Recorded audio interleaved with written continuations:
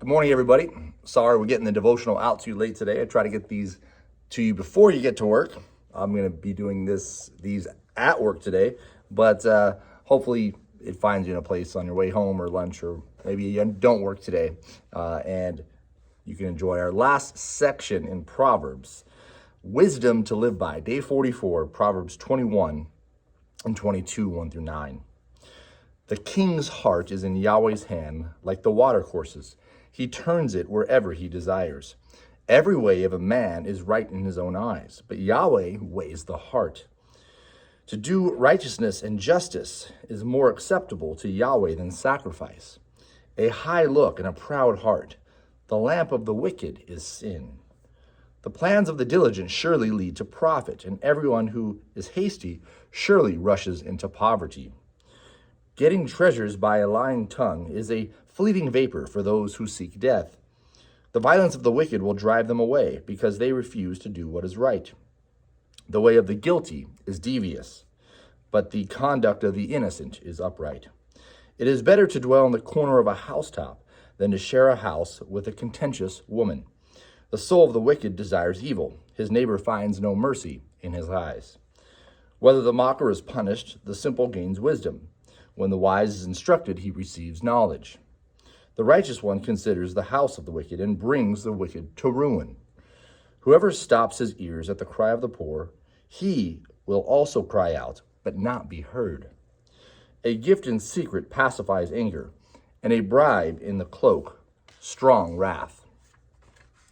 It is joy to the righteous to do justice, but it is a destruction to the workers of iniquity.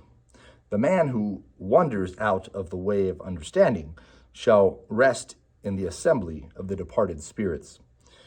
He who loves pleasure shall be a poor man. He who loves wine and oil shall not be rich. The wicked is a ransom for the righteous, the treacherous for the upright. It is better to dwell in a desert land than with a contentious and fretful woman. There is a precious treasure and oil in the dwelling of the wise, but a foolish man swallows it up. He who follows after righteousness and kindness finds life, righteousness, and honor. A wise man scales the city of the mighty and brings down the strength of its confidence. Whoever guards his mouth and his tongue keeps his soul from troubles.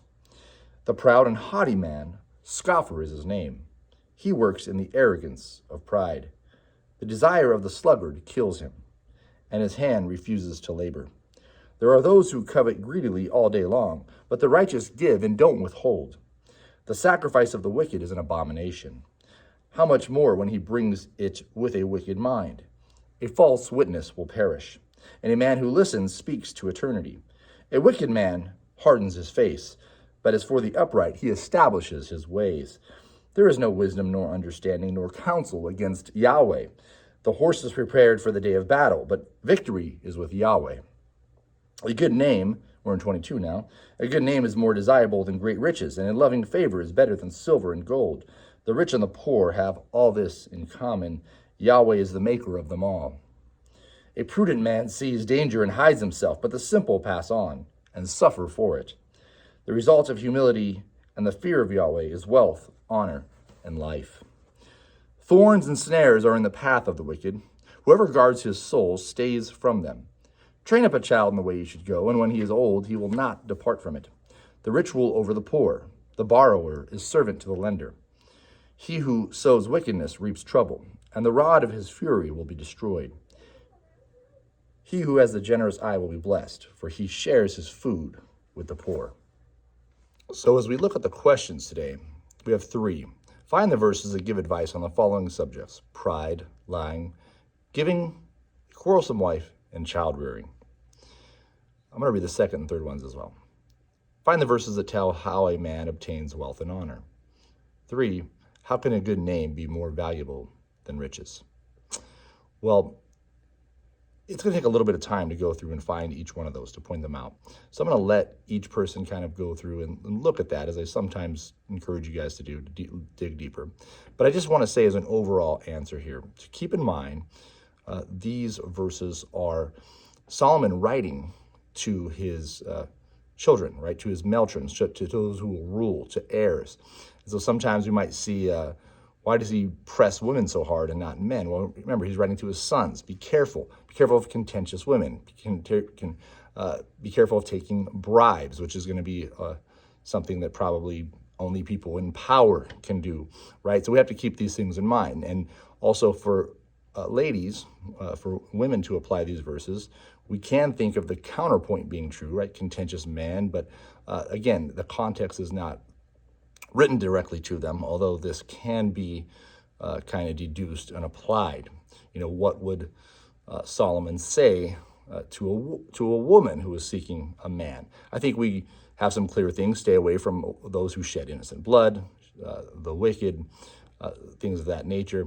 But again, let's keep that in mind. It's not as though he's just pressing, women over men here, but this is advice to young men, especially. But I think we could apply these proverbs in all parts of our lives, right? That men of pride or women of pride, lying, whether it's man or woman, is bad. Giving, we're blessed for it. When people are quarrelsome, especially in men looking for wives, that's not a good characteristic. And in raising, our children, it's to raise them in the godly path, not a wicked path. And wealth and honor, again, look at those verses, but I just want to say overall, there's two things that I think really stood out to me, and that is that if we try to do things hastily, we're going to fall into poverty. If you try to fall into a get-rich-quick scheme, it's not going to work out. Likewise, the borrower is slave to the lender.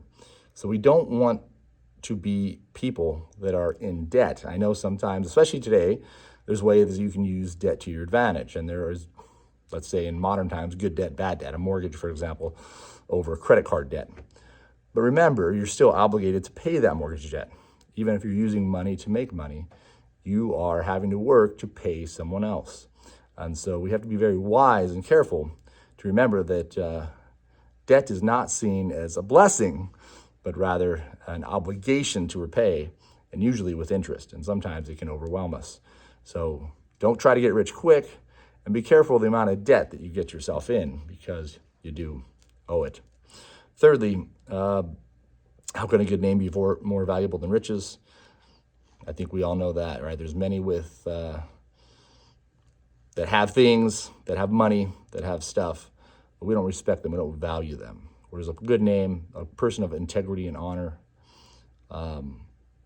we know that person will always be truthful with us. So continue to look at those. We'll be starting 1 Kings tomorrow.